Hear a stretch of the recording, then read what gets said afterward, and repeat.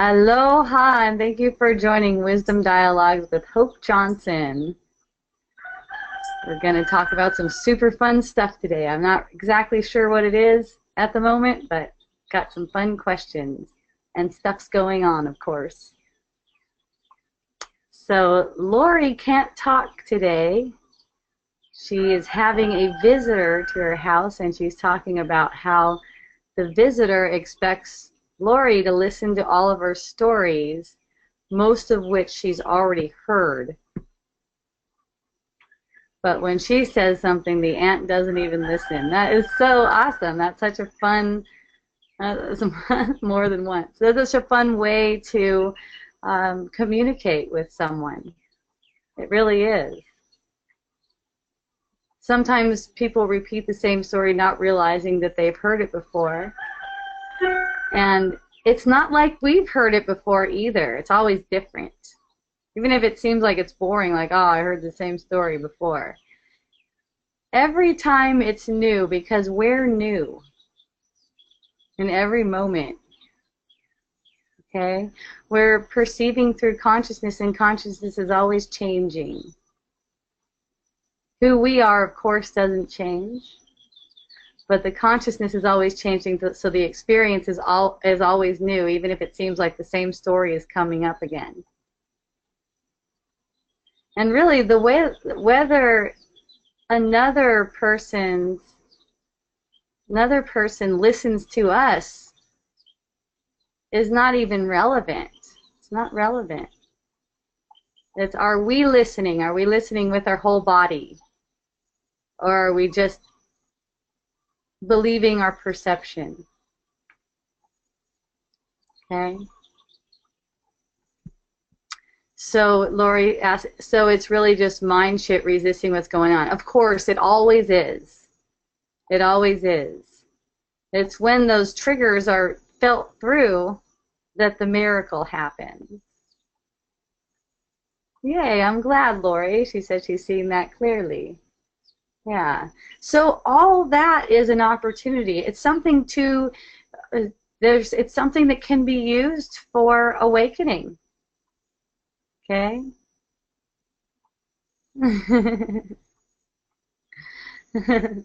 It's something that can be used for awakening if there's willingness to let go of the story about it, like, oh, she just said that. Because everything is really new. It's a new sensation in every moment. And when there's any thoughts about it not being right or how it shouldn't be there, then that's resistance to the experience of it. And it's resisting our own joy. It's resisting our own appreciation for ourselves.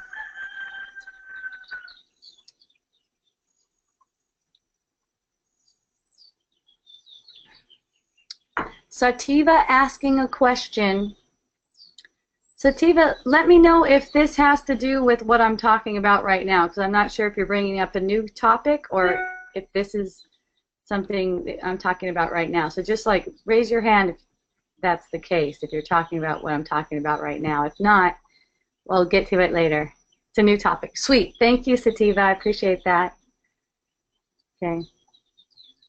So, yeah, she is me. Exactly. She is me. That's a great way to say it, Lori. Yeah. If there's a remembrance that she is you, then there's not a problem. Okay? And all problems are subject to the miracle right now anyways. And the only problem there can be is a misperception, as in taking the other to actually be other than yourself. Lori, if you want to talk about this more, let me know. If anyone else has any questions about this one, please raise your hand, or if you'd just like to speak with me too, please raise your hand. Okay. Thank you, Lori. Okay, so Sativa wrote in, isn't it irresponsible to not take responsibility for your action since we are not the doer? Okay, if you want to speak with me, raise your hand, Sativa. Otherwise, I will address this as best as possible. Isn't it irresponsible to not take responsibility for your actions? Well, it's not a matter of really taking responsibility or not. It's just that noticing what actually has responsibility. You know, giving the responsibility to whose responsibility it actually is, which is the spirit, not the mind, not the ego. The ego tries to take responsibility or shirk responsibility, either direction. It sets you up for suffering, for failure. Failure in the way of unhappiness. Okay? I'm on with you, Sativa.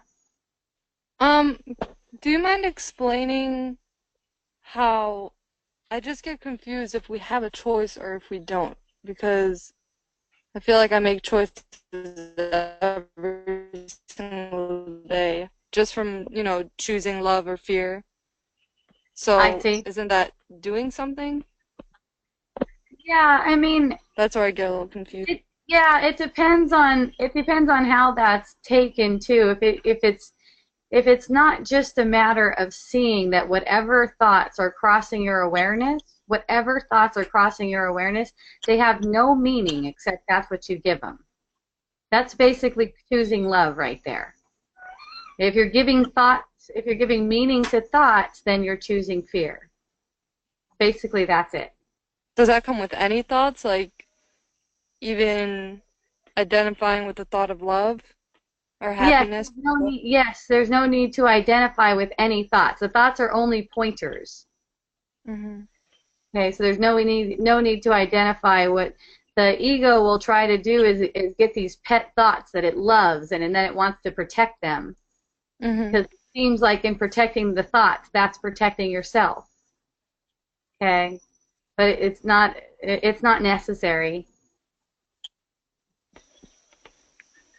Well, what happens when you just don't believe any thoughts then whatsoever?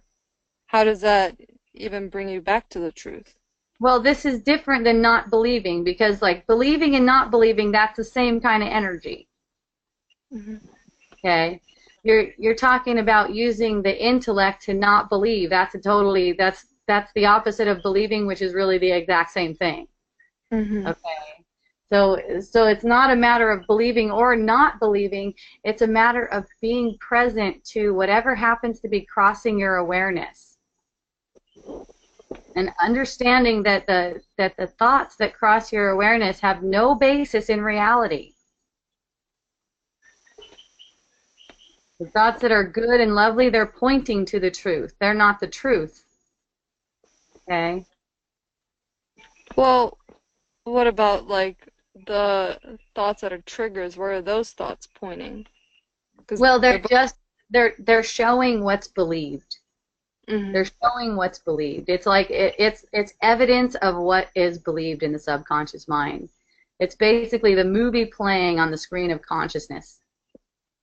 Mhm. Okay? So if they show it, when they're there showing what is being subconsciously believed, and then they're re-believed again, that's what makes them powerful or appear powerful, because there's no power greater than love. But these thoughts that make us into something unworthy or doer or responsible for our own body or responsible for our own lives, all those kinds of thoughts, um, they testify to belief in separation. They testify to the illusion that guilt is real. Mhm. Okay? So when you recognize what these thoughts are testaments to, they're not so attractive anymore. Okay? Yeah. And it's not a matter of not believing them, because that makes them real again. Yeah, that's what I was also gonna ask you was if it's possible to just stop thinking a repetitive thought and completely forget about it. Well, just Like, that question is making that repetitive thought real. Just asking the question. Okay? I didn't think about that. Yeah, because the thought itself, it isn't real, and it only keeps on repeating because it gets some kind of reaction out of you. Yeah. So if you're willing to just watch that arise and watch it pass away again, it's not going to be bothersome, whether Yeah. or not. Okay? Yeah, that makes sense. Sweet. Thank you for talking with me. I appreciate you. Ah, thank you. I appreciate you too. Okay. Aloha. Aloha. So I got a couple new people joining. Welcome. I love you. Thank you. Feel free to raise your hand. It's over on the right-hand column. Raise your hand if you'd like to talk with me, or you can type a message to me if you like to. I could also answer anything you'd like to type up. Okay? Yay.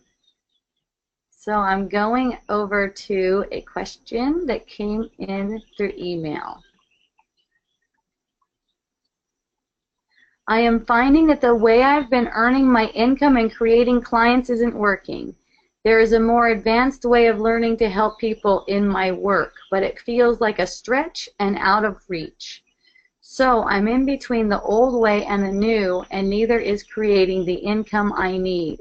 There is fear, and it doesn't feel like I'm letting Spirit show me the way, or it is, and I'm resisting. Any insights on how to navigate this? Okay, so no job or kind of work can ever create income. That's not true, because the job and the work and the income are both illusions. And an illusion cannot affect an illusion. It only looks like that. It only looks as if that's the way it's going. Okay? So when it comes to something like this, and something seems out of reach because of what we know, because of knowledge, because of what we think about finances and how it can work and everything like that.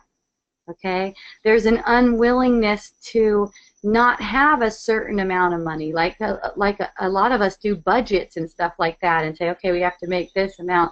There's an unwillingness to take a leap of faith and be willing to not have the money that we're used to having, okay?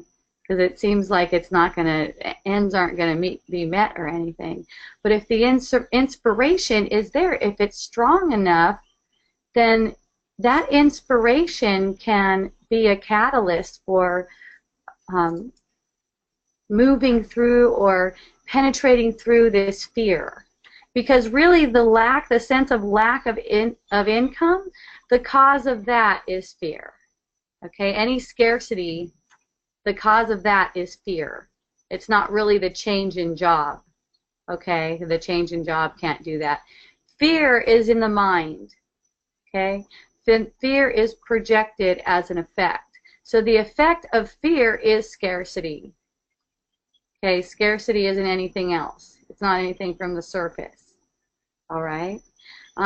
So noticing that whenever these thoughts come up about being in between the old way and the new way and everything else, all these different thoughts, they can be given to spirit, so to speak. Like all these concepts are kind of like building blocks. They could be given to spirit to do with whatever. Do with them as spirit please. For some people that's called God. It's that inner knowing. Okay? And in the moment that it's given to spirit, there's a sense of abundance in an experience of unending compassion. So that experience, that vibration, that's what's going forth and manifesting whatever it is that life happens to develop, whatever way life happens to develop. There's no need to try to do it ourselves.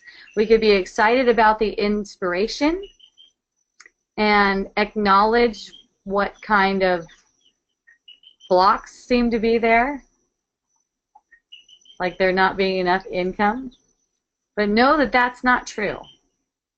That is not true. And this doesn't have to be something where, you know, we act out of fear and tell ourselves in fear, oh my God, I just have to do that. We can be very gentle, very, very gentle. Just whenever a fearful thought arises, let it be known, that it's welcome. Okay? Welcome but not believed. Experienced. A fearful thought comes along with a feeling. It's an experience. Okay? And it's not any problem at all. It doesn't feel like I'm letting Spirit show me the way. That's because you're trying to find the way yourself. That's the only time it's not possible to let Spirit show the way, is when we're trying to get it ourselves. Trying to figure it out. It has to be just a restful feeling with the thoughts. So they just come, they go. They come, they go. They're okay. They're not believed, they're not believed. They just come and go. Any feeling of fear, it's important to recognize that it's an attack upon the self. It's a mental attack. Okay? And when it's seen how we're attacking ourselves, it doesn't happen too much anymore. It definitely starts to decrease.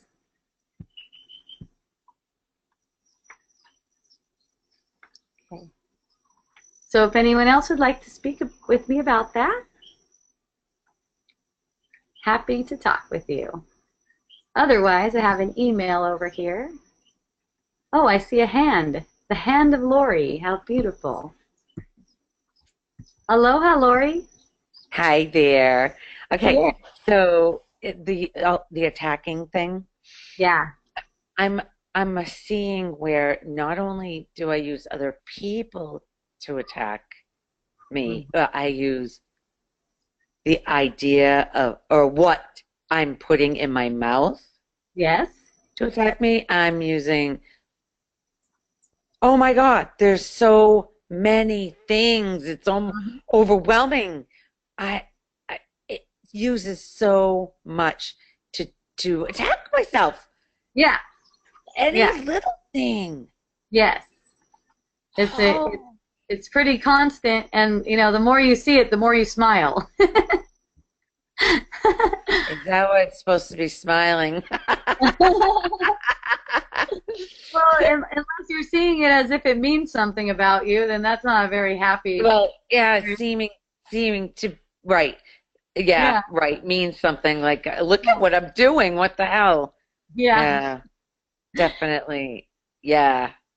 But when they're just allowed to come and it show And show seen as an attack and Yeah. let go. Yeah. Totally. Yeah. Okay. Wow. Yeah, I'm just overwhelmed. Huh?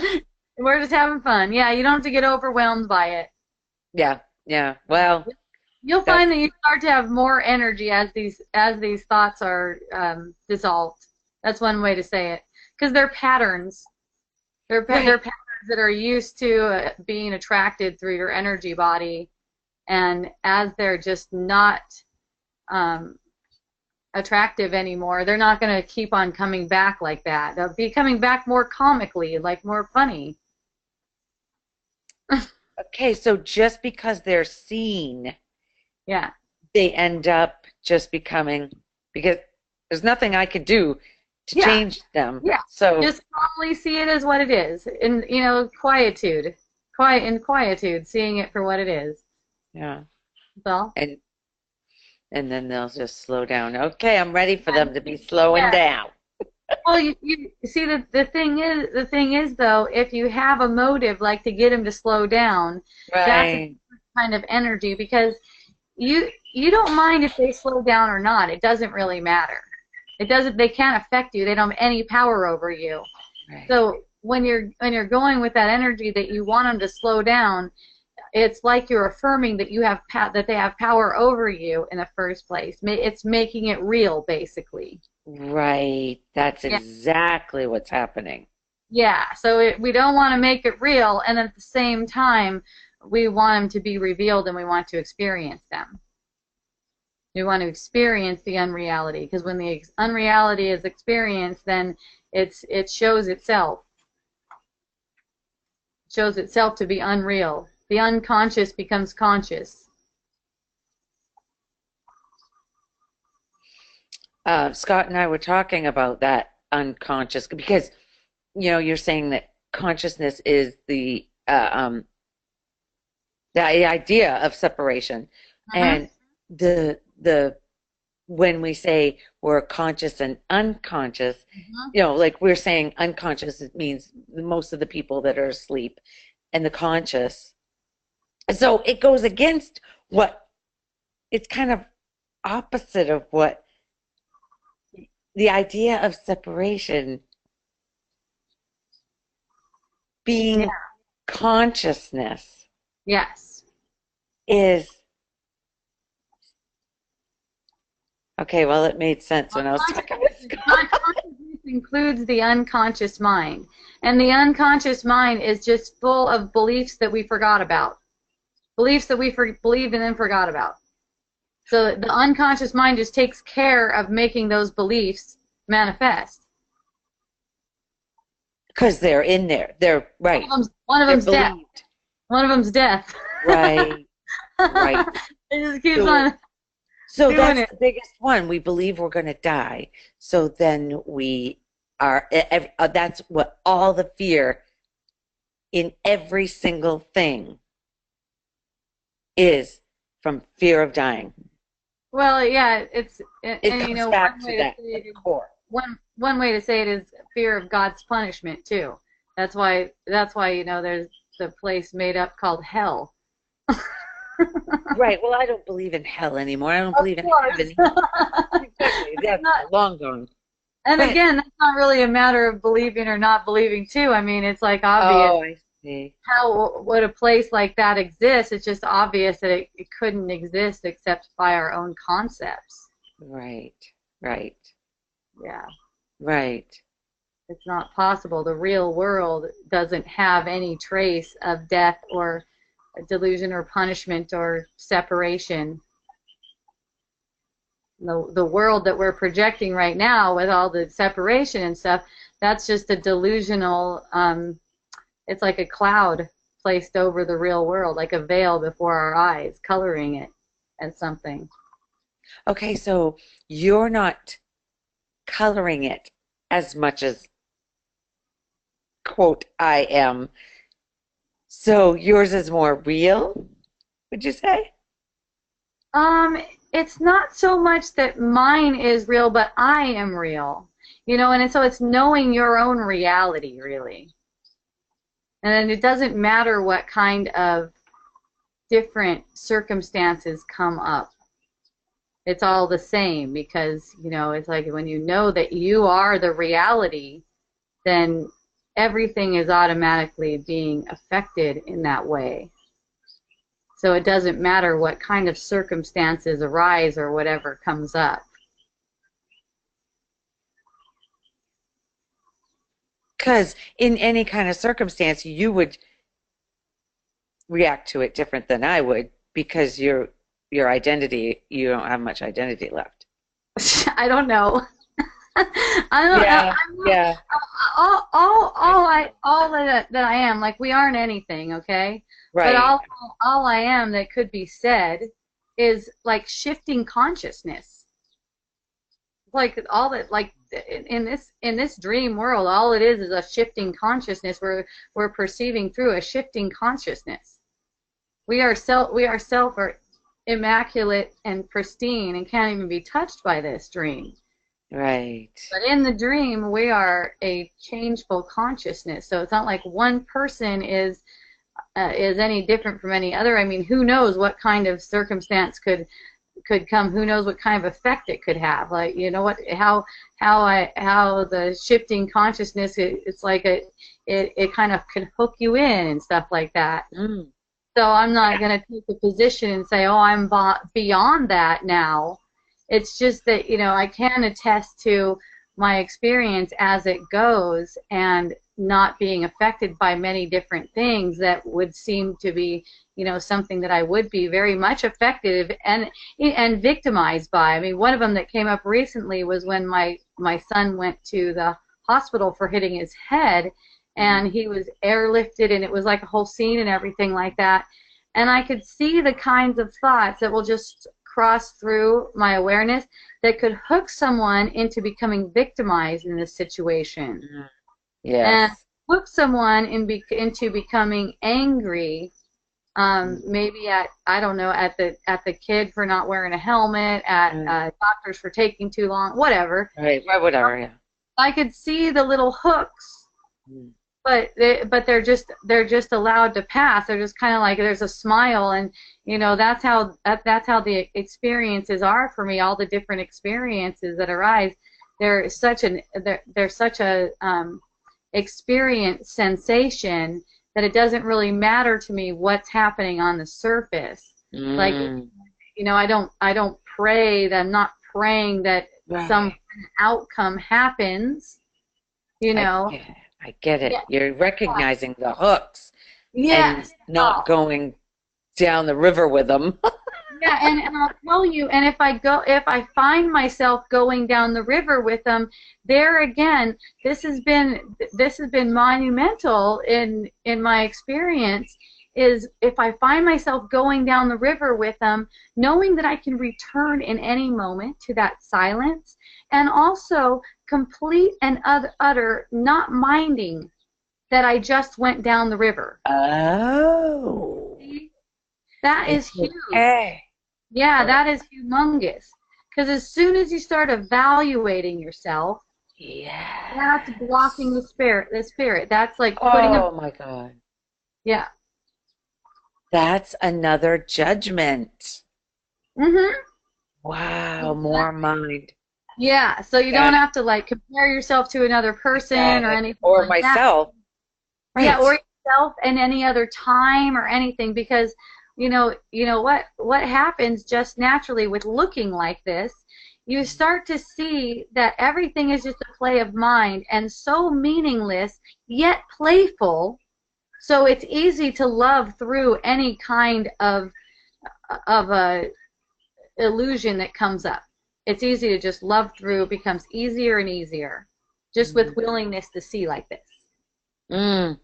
I'm so willing to see like this. So willing. Why do you think I'm here every Tuesday night? It's so fun. I'm so glad you're here. I'm glad you're there to help me through it. Yay. All right. So you have anything else right now? We're good for the moment? I think that's really good. You can hang me up. All right. Let me know if you want to come back, of course. Okay. Thanks. Okay. So I have a couple questions from a beautiful friend of mine. How can thoughts be impersonal? I know the answer. They are neutral, yet it seems near impossible to live with equanimity. Okay. Thoughts are impersonal until we make meaning out of them. We make them mean something, we make them personal. Before that, they're not personal, and even after that, they're not personal. We just take them to be personal. That's all. So when they're taken to be personal, then guess what?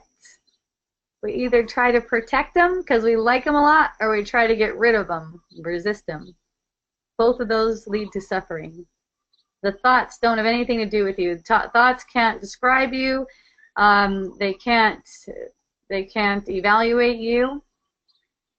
They can't say anything about you. Okay? But if you believe them, then you make them seem real, and they manifest as illusions. Illusions that attest to that thought believed. Okay. I've been feeling shaky and panicky all day. I don't know that they are tied to any one thought, except I'm quite certain they are. I'm not doing the paralysis by analysis thing, okay? Yet my habit is to lie down and breathe. Yet they persist. I am feeling the sensations, damn it, LOL. So, shaky and panicky, okay. That's just the same as another sensation. It's just the same, different feeling, of course. maybe different meaning put on it. The only reason feeling shaky and panicky is going to be a problem is if we have a belief that feeling shaky and panicky isn't good or it means something. There's not a problem with this. It's just an experience like any other experience. Okay, there's no problem with shaky and panicky. It's not like we're trying to get rid of shaky and panicky. That's what keeps it coming back. It's like people don't want this. Oh no, this is so terrible. I'm shaky and panicky. You know, in my experience, I've had, you know, the wave of shaky and panicky coming up, and just sat in silence with it. That's all. You know, it's not a problem. Something that's asking for love. Okay. I don't know that they are tied to any one thought. It doesn't matter. Except I'm certain they are. Yeah, it doesn't matter. You see the thought when you see it. You don't have to look for it. Just experience the experience. And then the thoughts reveal themselves. What's making this upset feeling? What am I using in my life to make this upset feeling? It might be that upset feeling itself. Oh, this upset feeling is so terrible, I shouldn't be feeling it. And that's making more of it too. Okay? Habit is to lie down and breathe. That sounds fun. That sounds fun. And also what's lying down and breathing is not who you are, and that's not your choice. That just happens just like anything else. Sounds good. I encourage it. Yet they persist. Yeah, that's another thing. You just really want to get rid of the shaky and panicky. That is trying to trade one illusion for the other. If there's not a willingness there to fully be with that experience of shaky and panicky. There's a willingness to be there with it, partially hanging on to the judgment that shaky and panicky isn't good and I'm doing this to get rid of it. Okay? There's a lot there within shaky and panicky. There's a lot to be revealed. It's a beautiful thing. It's a beautiful thing. It's also a testament to that which is unreal. And experiencing it will show that it's unreal. Truly experiencing it. If someone is lying to me, no one lies to us. That's not how it works. Does this reflect that I am a liar? No. Or simply that I am setting myself up for attack. So basically when we experience someone and it seems like they are lying to us, we're using them to attack ourselves. We are using them to basically lie to us. We make them do it in a way. Okay? Energetically. Of course, no one chooses their exact experience. That's not it. That's not what I'm saying. No one chooses their exact experience. But there's beliefs, and these others that come into our space and show themselves, these so-called others, are really ourselves, and they're showing us the contents of our own mind. So, if there's an experience of someone lying, for one, they're lying to themselves. It doesn't have anything to do with you. If you take it as they're lying to me, then you're buying into that delusion. You're feeding that delusion that someone can do something to you. Okay? It doesn't reflect that you're a liar. You're not a liar. There are no liars, actually. Even in the lying to ourselves, that's just a program playing out. If we see the lie, if we see the lying, if we see our own lying, then we can't lie anymore. The authenticity is automatic. It can't help it. Okay? Am I manifesting the experience of a person lying to me? Again, you don't choose your experience like that. It's just showing the beliefs held in the subconscious mind. The belief in separation. You have to have a belief in separation and fear to experience someone lying to you. Okay? A person lying to me as a means to feel. Yes. So it's like you're using that person lying, and that person lying, the perception of the person lying, doesn't have to be used like that. It could, the perception of a person lying could be used for healing. But, you know, the conventional way, the way that the ego is made normal, is to feel victimized, feel angry when someone lies, and justify that feeling. There's nothing wrong with the feeling. There's no problem with the feeling. Okay, the feeling's neutral. It'll just come and go. It'll go. It'll be gone. But there's justification for the feeling. That's what keeps it. Justifying as in saying that I'm angry, feeling like shit, etc. because a person lied to me. It's really the other way around. The other person lied to me because I'm angry, feeling like shit, feeling victimized, and justifying those feelings with facts of the world. That'll bring it on, okay? Just sitting with sensations is going to neutralize the what am I doing here, anger, panic, confusion. I know this seems like a redundant question and one in which I'm seeking relief technique, so help, please indulge me. Okay. Sitting with the sensations is going, what am I doing here? Well, what am I doing here? That's just a question from the ego. So, you know, the ego is looking for some kind of technique so that the technique can be done and say, oh, yeah, I'm healing this or whatever. But just noticing what am I doing here is a question from the ego. It's meaningless. If you want a technique to try to neutralize it, then you're making it meaningful, which it's not. And you'll technique out like a mofo for decades and centuries to come. The ego loves that. Just see that what am I doing here is an ego thought. Experience it. It's fun. It's funny. It's fun and funny. Okay. I am out of questions. There are no more questions. So, oh, but someone has a hand. How fun. Aloha. Aloha. I hope. I guess we won't let you go so easily without any more questions, right? It's all good. I love to be here. Keep them coming. Good. Yeah, I was kind of listening to all the previous people that asked questions or to the previous questions, and it's everything that I kind of want to ask is a little bit of vague, but it has something in common with the previous questions. It's not that I've been feeling panicky, but I could say that I've been feeling kind of like you're drifting, floating, you know, and feeling a little bit lost, you know, because I think I managed to start to catch myself where, you know, I get a feeling and then there is a thought that comes up and I'm about to go on a trip with that thought, right? It's like, wait a minute, I caught it, you know? Yeah.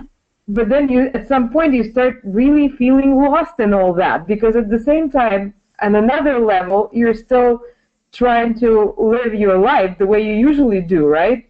I mean, the way you're used to. Like, I want this, and this is what I'm going to do. I don't want this, so this is not what I'm going to do. I like this, I don't like that, and it's all starting to get really, really shaky.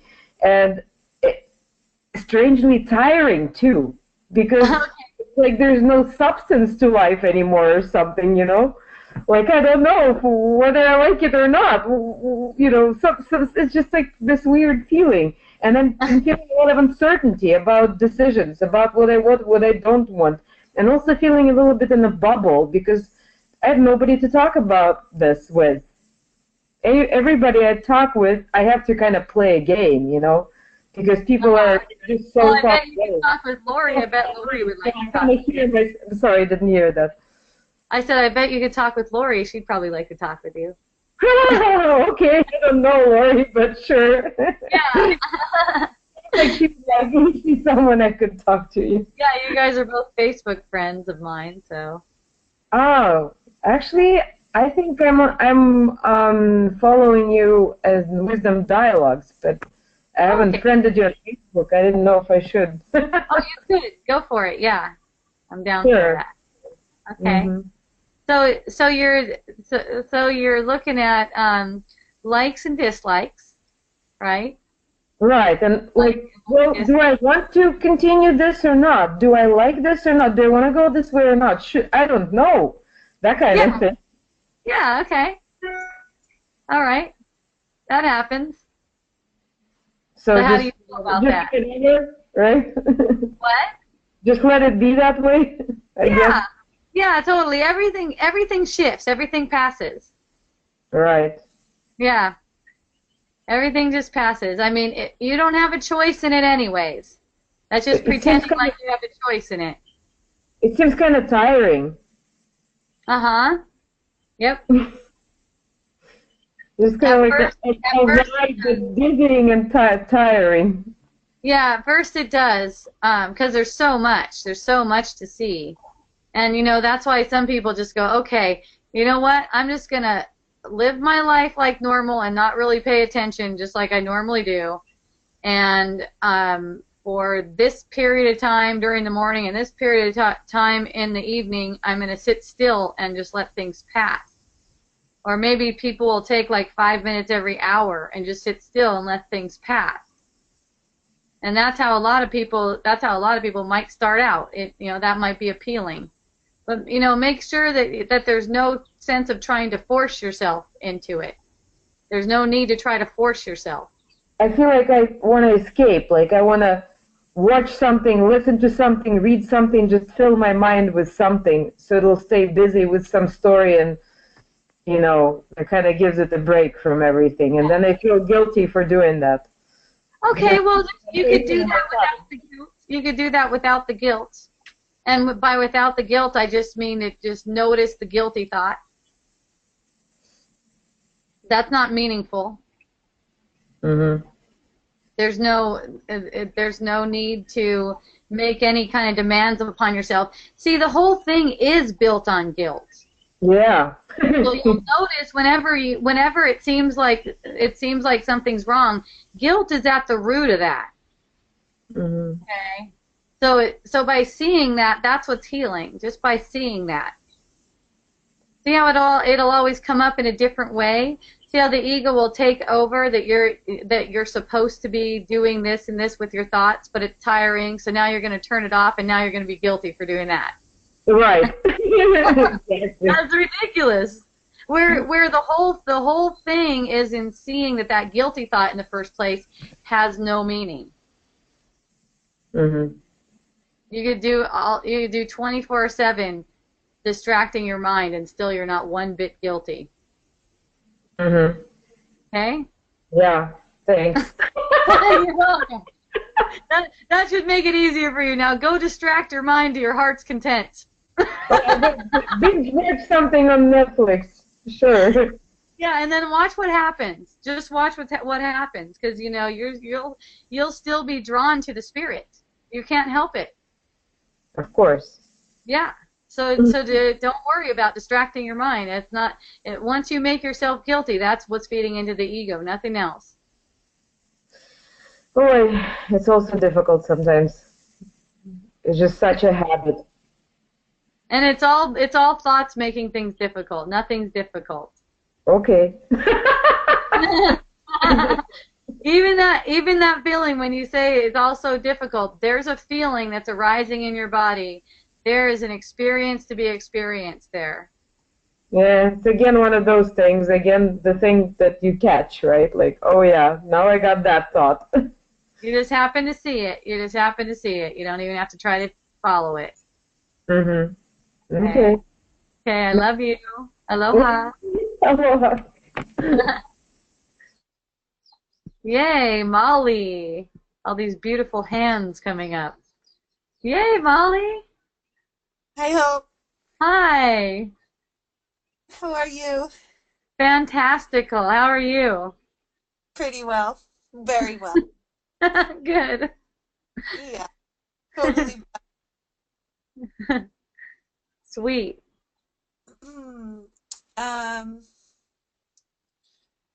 Well, something that I guess there's something that comes up for me throughout every time I go through a stretch without talking to you. Uh-huh. But that's not why I'm raising my hand, but I guess I just want to share it. It's sort of like, God, I'm so fucking privileged. It's just ridiculous what I can spend my time tripping about.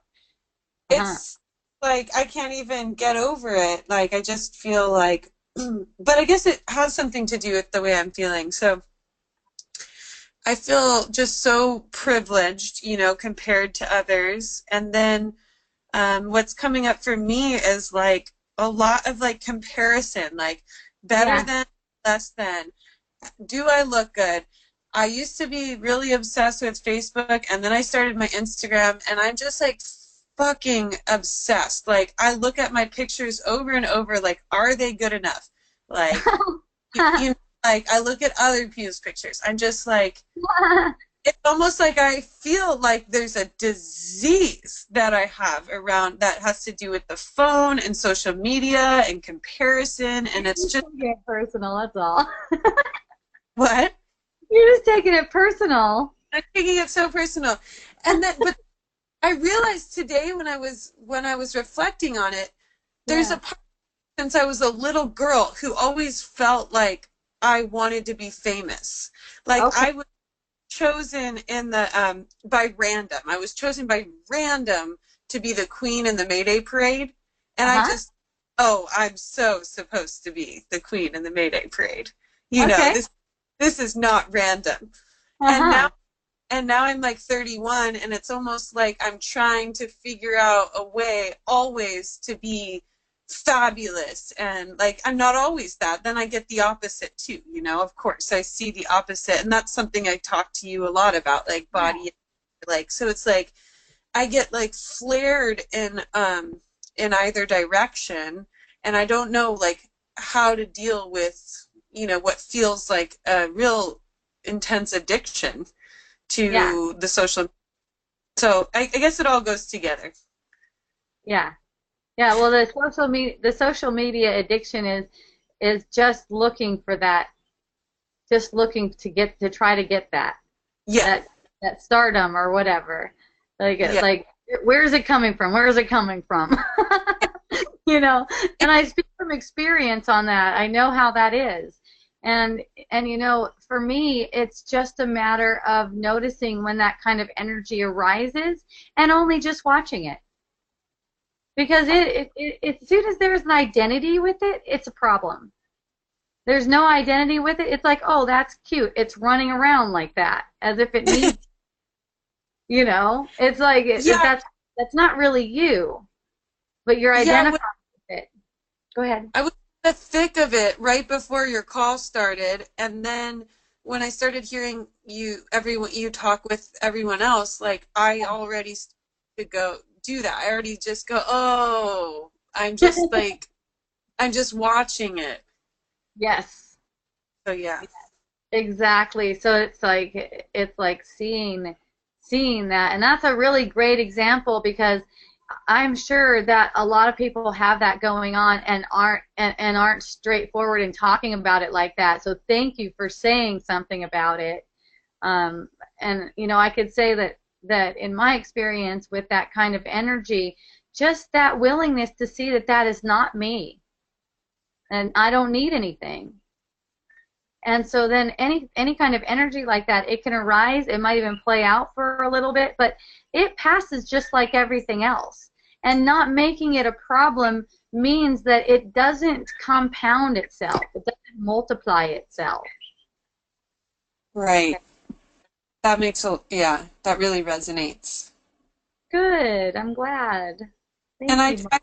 I feel like it has a lot to do with the fear of death, the fear of losing this body. I feel like it has a lot to do with clinging to this body, Yeah. this what looks like a body. Yeah, and there's no need to try. Like if it's in the interest of awakening for you to be famous, then you'll be famous. Yeah. But you going out on your own looking for ways to get famous as if that's a mean to an end, that's always going to end in disaster.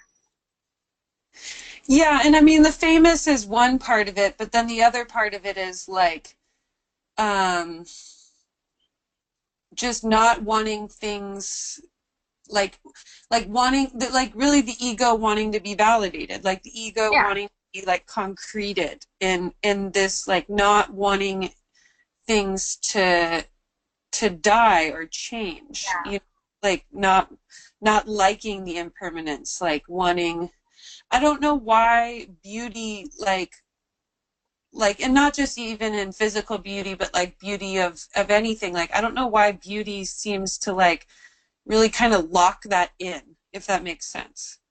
Lock what in?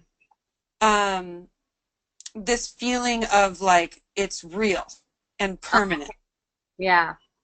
Like rather than just allowing beauty to be like unfolding, like the way nature is, it's like taking a photo of a beautiful rose and like having it on your wall or whatever. It's like it feels like it can be like a celebration of the beauty of life, but it can also be like I can see it like locking me in to like what is not really permanent and tangible, but like is pretending to be so. Does that make sense? Yes, it's kind of like a need to keep the beauty. Yeah.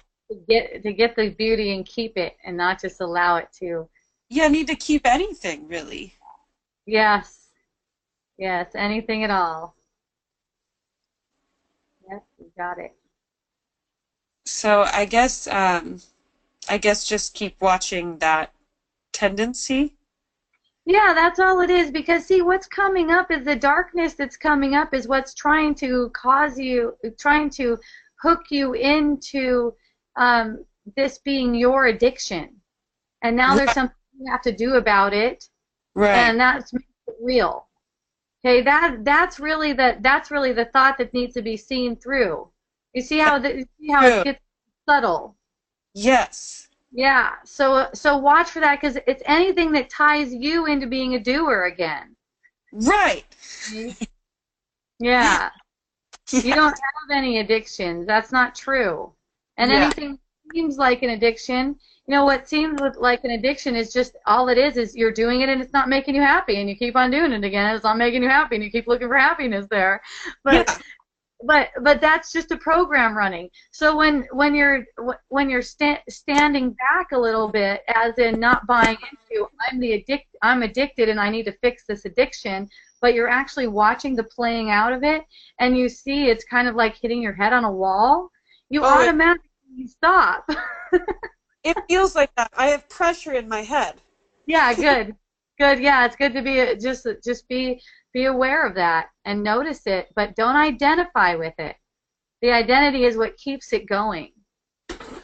That feels so fun and light right now. Yay! It is. It's super fun and light. Anything that comes up, any kind of thing, even like some really fearful thoughts, come up. It's really at a level that you have access to. It's really light.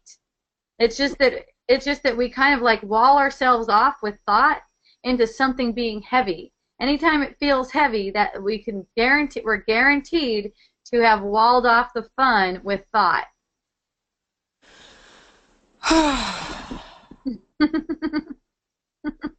So awesome. So hooray. And I just like, coming up with problems to worry about since I have it so good. You know what I mean? I guess that's the guilt that I have. That it's not since you have it so good. You're making that up. You're making that mean something. There's no one to compare to. I know. It's that comparison again. Yeah. So anything that says that's basically like the ego's. That's the ego's version of humility. It's total arrogance. I have it so good. It's complete arrogance. It's not humility, because it's comparing you to another and making you out to be separate and also guilty. Okay? Yeah. Yeah, so that thought all by itself that you are privileged is not true.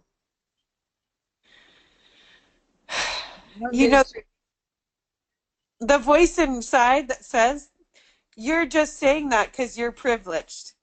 It's saying that to you. It's saying that to me. Yeah. like easy for you. You also have it so good. That's so awesome. Just to be so honest. That's When so I awesome. you for a while, that's the thought pattern that comes in. Like, this is just like, spiritual bypassing, easy for us to say, Yeah. we Yeah. don't really know what it's like, that kind of thing. Yeah, that's a total ego just coming in and saying that you need to be guilty for something. I know. I You know know. you know that. I mean, basically, you talk about spiritual bypassing, feeling these experiences, having the experience of what it's like to believe a guilty thought, in the knowing that no guilty thought could be true. That is dissolving the ego, and that's very fearful for the ego. Okay? Yeah. And if you tell other people that, people who aren't ready to hear that, they're going to take that as a full-on attack. Yeah, no, I mean, that's part of why that thought comes up for me, is actually because I feel like other people are going to think that of me. It's sort of like my preemptive defense for... Well, people don't have to know, for Right, one. right, right, They don't right, even know. right. I go out there and tell them on Facebook just because that's what I do, but that's not what everyone has to do. Yeah, That is what let's say that's just what plays out through me. But that doesn't mean that anyone has to go and tell anyone anything. I mean, people will start to notice, though. People will start to notice, wow, they're always happy, for one. They're incredibly calm when most people would be pissed off like that, and people yeah, start to notice stuff like that. And then there might be a question, and then there's an answer. But other than that, there's no need to let on to anyone. And you can tell when someone's receptive. When there's a question, you know it. They'll ask you. You can tell yeah. if they're interested. It's almost like a martyrdom mentality that, like, if if you have it good, quote unquote, but you feel guilty about it, then you're better than, this is just the pattern that I'm working through, then that's better than just, quote unquote, having it good and enjoying it. That's cute. Like, it's like that martyr or something like that. Yeah. It's that guilty consciousness again, that like guiltiness is correct, is right, is good, basically. Yeah, and you have to do an ego atonement for your sins by sacrificing something. Yeah. Yeah, when the only atonement is gentleness, and it's right there in the moment. In the moment, there's any thought that tries to tie you to anything that could be wrong or guilty or bad. That's automatic atonement right there, and there's no suffering needed for it. Okay. Yeah.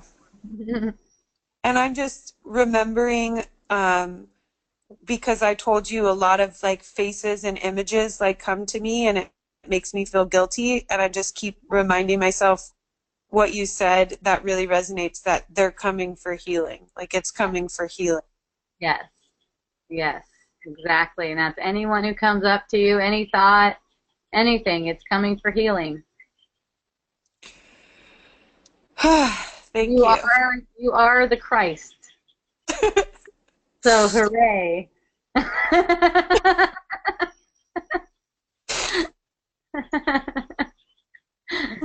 Thank you. Aloha. I love you, Molly. Love you too. Aloha. Aloha. All right, everyone. I don't see any more hands. I don't have any more questions. So I'll tell you about Miracle Botanicals. Miracle Botanicals are essential oil company, which we love, and we make all kinds of beautiful blends, plus we source the most amazing essential oils you can find on the planet, at least that I could find on the planet, me and my family, anyways. MiracleBotanicals.com, free shipping to the U.S., ships worldwide, and we love you. Next week, come back every Tuesday at 3 Hawaii time. Look it up. Join me at Facebook.com/groups/Wisdom Dialogues to find out when these are live and how you can join. I love you so much. Aloha and a hui ho.